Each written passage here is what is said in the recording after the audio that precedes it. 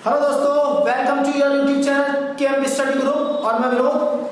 दोस्तों आज बात करने वाले हैं हम क्लास 10th के ट्रायंगल चैप्टर के ऊपर। और ट्रायंगल चैप्टर से ये मैंने क्वेश्चन लिया है, बहुत ही इंपॉर्टेंट क्वेश्चन है। और क्वेश्चन क्या है आपके सामने स्क्रीन पर लिखा हुआ है। देखिए, सबसे पहले मैं आपको बता दूं कि चैप्टर 6 चैप्टर 1 से लेकर के क्लास 9th 10th 11th और 12th मैं सभी चैप्टर के इंपॉर्टेंट क्वेश्चंस बनाने वाला हूं। और आने वाले 2 से 3 महीने में ये मेरा वादा है, क्लास 10th और 12th के जितने भी इंपॉर्टेंट क्वेश्चन आए हुए हैं, प्रीवियस ईयर में आए हुए हों या उससे पहले कभी आए हुए हों, या हमारे जितने भी इंपॉर्टेंट क्वेश्चंस हमारे एग्जांपल्स में बने हुए हैं, किसी को भी अगर किसी भी एग्जांपल में या किसी भी क्वेश्चन में अगर डाउट है तो प्लीज हमारे चैनल को सब्सक्राइब कर ले, क्योंकि इस चैनल पर सारे के सारे इंपॉर्टेंट क्वेश्चनों के बारे में डिस्कशन होने वाला है। आज के बाद आप हर किसी class 9th 10th 11th 12th का कोई भी अगर छात्र है, आपके रिलेटिव है, तो प्लीज उसको बता दें, चैनल को सब्सक्राइब कर लें। वीडियो इसके ऊपर डाली जाएंगी और इसमें जितने भी कॉन्सेप्ट मैं बताऊंगा सारे एक यूनिक कॉन्सेप्ट से आप इन चीजों को सीखोगे। मैं वादा करता हूं कि क्वेश्चन जिस तरीके से मैं आपको समझाऊंगा आप कभी भूल नहीं सकते क्वेश्चन को। मतलब ये है कि इसका तरीका ऐसा होगा कि उस तरीके से सिर्फ यही क्वेश्चन नहीं, इसके अलावा बाकी क्वेश्चंस भी लगने वाले हैं। सो प्लीज जितने भी हमारे चैनल पर नए हैं वो प्लीज चैनल को सब्सक्राइब जरूर कर लें और बेल आइकन का घंटा जरूर दबा दें, ताकि नई वीडियो आने पर आपको नोटिफिकेशन सबसे पहले मिल जाए। देखिए क्वेश्चन क्या है, क्वेश्चन पढ़ते हैं ट्रायंगल चैप्टर से, एरिया थ्योरम से रिलेटेड ये क्वेश्चन है। क्वेश्चन ये कह रहा है कि द लाइन सेगमेंट XY, ये जो लाइन सेगमेंट XY हमने खींची हुई है दोस्तों, ये AC के पैरेलल है। ऐसा क्वेश्चन में बोला हुआ है। जैसे ही ये लाइन खींची गई थी, इस लाइन ने इस ट्रायंगल को, इस ABC बड़े वाले ट्रायंगल को दो इक्वल एरिया में डिवाइड कर दिया। दो इक्वल एरिया का मतलब है कि इसका एरिया और इसका एरिया दोनों बराबर है। मतलब ट्रायंगल XBY का एरिया और ये जो नीचे क्वाड्रिलेटरल बन गया है हमारा, इन दोनों का एरिया दोस्तों इक्वल है। ऐसा क्वेश्चन में बोला हुआ है। हमको ये फाइंड करना है कि AX और BX, AX और AB का रेशो पूछ सकता है आपसे, या फिर BX अपॉन AX का रेशो पूछ सकता है, या फिर आपसे BX अपॉन AB का रेशो पूछ सकता है। इन तीनों में से कोई भी रेशो क्वेश्चन आपसे पूछ सकता है। ठीक, अब देखिए क्वेश्चन में एक बताऊंगा, आप उस हिसाब से आप किसी भी क्वेश्चन को लगा सकते हैं। देखिए क्वेश्चन को ध्यान से समझेंगे। क्वेश्चन में कुछ भी नहीं है, एरिया को दो पार्ट, ट्रायंगल को दो एरिया में डिवाइड कर दिया गया है। साफ सी हमें एक बात नजर आ रही है कि यहाँ पर एरिया थ्योरम यूज होने वाली है और सभी को पता होगा। सबसे पहले मैं बात करता हूँ, देखिए ट्रायंगल ABC और BXY, ABC और BXY। देखिए एरिया थ्योरम जब लगती है तो वो लगती है दोस्तों सिमिलर ट्रायंगलों में, और जब तक आप इन दोनों ट्रायंगलों को सिमिलर नहीं दिखा देते तब तक आप एरिया थ्योरम अप्लाई नहीं कर सकते। इसका मतलब ये हुआ कि पहला काम आपका ये है कि आप इन दोनों ट्रायंगलों को पहले सिमिलर प्रूव कर दीजिए। देखिए सिमिलर प्रूव करने में क्या है, इसमें सबसे पहले आपको पता है कि angle B equals to angle B, ABC के अंदर भी और BXY के अंदर, दोनों ट्रायंगलों में ये कॉमन एंगल है, इसे बोलते हैं दोस्तों कॉमन एंगल। ठीक, दूसरा जब क्वेश्चन ने हमसे ये बोल दिया कि AC पैरेलल है XY के, तो दोस्तों इसके अंदर BXY और एंगल BAC, ये तो कॉरस्पॉन्डिंग एंगल हो गए, ये तो कॉरस्पॉन्डिंग एंगल हो गए। ये दोनों एंगल कॉरस्पॉन्डिंग होने की वजह से बराबर हो गए। और तीसरा एंगल, दो एंगल बराबर हो चुके हैं। आप जानते हैं कि एक AA सिमिलरिटी होती है, बाई AA सिमिलरिटी से हमने ट्रायंगल BXY को सिमिलर प्रूव कर दिया है BAC के। दोस्तों जब मैंने इन दोनों ट्रायंगलों को सिमिलर प्रूव कर दिया है तो अब आप इसमें एरिया थ्योरम लगा सकते हैं। एरिया थ्योरम कैसे लगेगी? एरिया थ्योरम लगती है कि area of triangle ABC upon area of triangle XBY, BXY बोलो XBY बोलो, नाम में कोई दिक्कत नहीं है, इक्वल्स टू दोस्तों इनके जो एरिया का रेशियो होता है according to the area theorem, इनकी कॉरस्पॉन्डिंग साइडों के स्क्वायर के बराबर होता है, रेशियो के स्क्वायर के। तो मैं यहाँ पर ABC ट्रायंगल है तो मैं यहाँ पर AB लिख दूंगा, और नीचे की तरफ क्वेश्चन में बोला हुआ है कि BX ट्रायंगल मैंने BXY लिया हुआ है तो इनके स्क्वायर के बराबर। यहां तक बात उम्मीद करता हूं समझ आ गई होगी। देखिए क्वेश्चन में बोला है मैंने कि मैंने यहाँ पर एरिया थ्योरम अप्लाई की है, area of triangle ABC upon area of triangle XBY, इन दोनों का रेशो इनकी कॉरस्पॉन्डिंग साइड। अब मैंने यही साइड इस वजह से ली है क्योंकि क्वेश्चन में जो रेशो पूछा हुआ है वो इन्हीं के रिलेशन में लिया हुआ है, ठीक, इस बात को याद रखेंगे। इसके बाद अब यहाँ पर ये जो क्वेश्चन में एरिया बोला हुआ था, ये एरिया दो इक्वल पार्टों में डिवाइड हो गया था, मतलब मैं इस एरिया को एरिया ऑफ ट्राइंगल एबीसी की जगह पे area of triangle B X Y plus area of quadrilateral, एक क्वाड्रिलेटरल नीचे बना हुआ है A X Y C upon area of triangle X B Y equals to, दोस्तों यहां पर आपको पता है A B upon B X का होल स्क्वायर। देखिए यहां पर क्वेश्चन ने हमसे एक बात बोली थी कि ये एरिया और ये एरिया दोनों बराबर है। स्टार्टिंग में हमें ये चीज गिवन थी कि इस पूरे ट्रायंगल को इस एक्स वाई ने दो इक्वल एरिया में डिवाइड कर दिया था, मतलब जो एरिया ये वाला है वही एरिया ये वाला है, इसका मतलब दोनों एरिया इक्वल है। मैं ये जो area of quadrilateral A X Y C लिखा हुआ है, मैं इसकी जगह पे बी एक्स वाई ही रख सकता हूं, मैं इसकी जगह पे बी एक्स वाई ही रख सकता हूं क्योंकि दोनों एरिया इक्वल है। तो देखिए यहां पे मैं क्या लिख रहा हूं, यहां पे दोस्तों मैं लिख रहा हूं कि area of triangle B X Y plus area of triangle B X Y, ठीक, दोनों बी एक्स वाई लिख दिए हैं मैंने। और देखा जाए तो दोस्तों नीचे भी ये लिखा हुआ है area of triangle X B Y या B X Y equals to A B upon, जो लिखा हुआ है वही लिखा रहेंगे इधर तो बी एक्स का होल स्क्वायर, ठीक। यहां से ये दोनों ऐड होकर के बन जाएंगे two area triangle B X Y upon area triangle B X Y equals to A B upon B X का होल स्क्वायर, ठीक। यहां से आप क्या करेंगे, दोनों एरिया इक्वल है, यहां से इन दोनों को काट देंगे।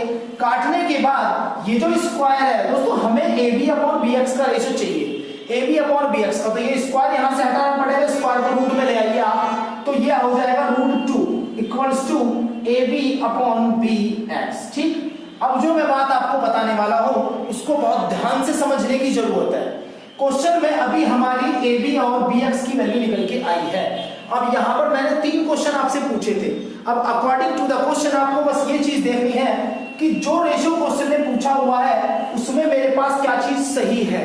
देखिए एक्स और ए बी चाहिए मुझे, यहां पर ए बी है और बी एक्स है। कहने का मतलब मेरा ये है कि क्वेश्चन में जो पूछा गया था वो ए बी है और यहां पर जो निकालना है वो भी मेरे पास ए बी है। इसका मतलब मुझे इस बी एक्स की जरूरत नहीं है, इस बी एक्स की मुझे जरूरत नहीं है जो रेशियो आया है। तो इस बात को ध्यान से समझे कि जब भी इस तरीके का रेशियो आपके सामने आ जाए और जो चीज आपको नहीं निकालनी हो आप उसको उसके न्यूमरेटर पे ले जाइए, मतलब इन दोनों फ्रैक्शनों को लेफ्ट और राइट साइड को दोनों को रेसिप्रोकल कर दीजिए।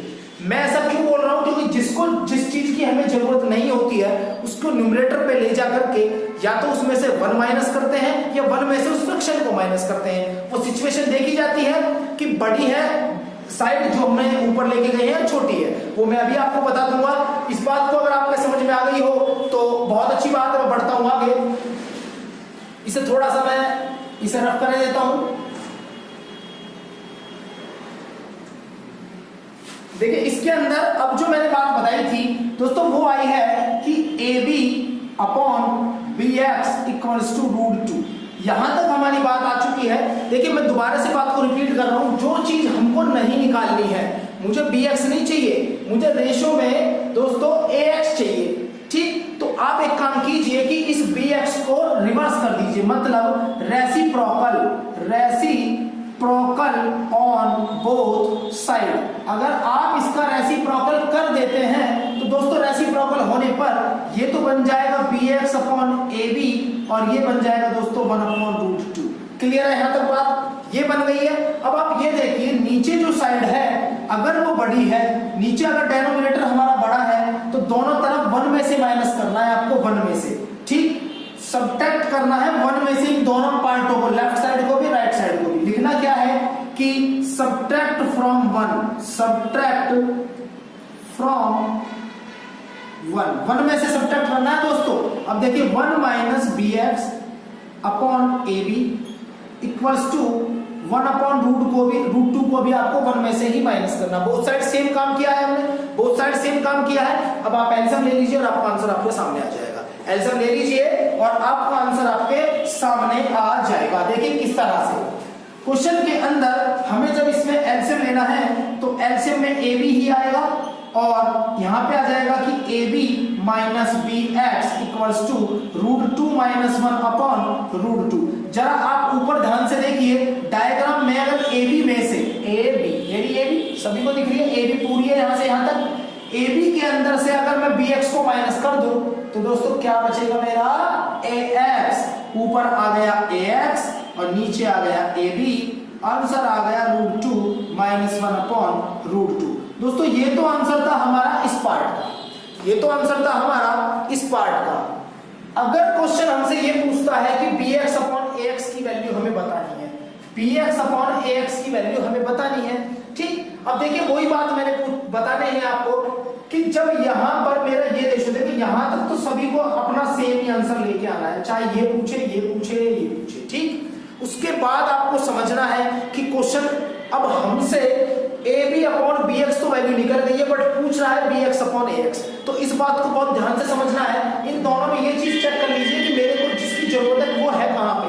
देखिए ए एक्स, इसमें तो ए एक्स नहीं है, इसका मतलब मुझे ये वाली वैल्यू रिप्लेस करनी है, ए बी को नहीं रखना है मुझे अपने इसमें, ठीक। तो यहां तक इसी को मैं यहां से चेंज करता हूं, यहां तक बात समझ में आ गई होगी। अब देखिए मैं इसी क्वेश्चन को सेकंड पार्ट को किस तरह से इसको चेंज कर रहा हूं। यहां पे तो इस पार्ट में तो मैंने इसको 1 में से माइनस किया था। अब देखिए यहां पर क्वेश्चन है A B upon B X equals to root two, यहां तक हमने कर लिया है। अब आप ये चीज चेक कीजिए कि मुझे चाहिए क्या क्या, एक तो बी एक्स चाहिए और एक ए एक्स चाहिए, एक बी एक्स चाहिए लेकिन ये तो ए बी है। मैंने ये कहा है कि जो चीज हमें नहीं चाहिए उसे न्यूमरेटर पे ले जाइए, यहाँ पे ऑलरेडी न्यूमरेटर पे रखी हुई है। अब ये चीज चेक कीजिए कि 1 में से माइनस करें या इसमें से 1 माइनस करें। दोस्तों नीचे छोटी है ऊपर बड़ी है, तो बड़ी में से छोटी माइनस करने के लिए हमें -1 करना पड़ता है। तो सब्ट्रैक्ट 1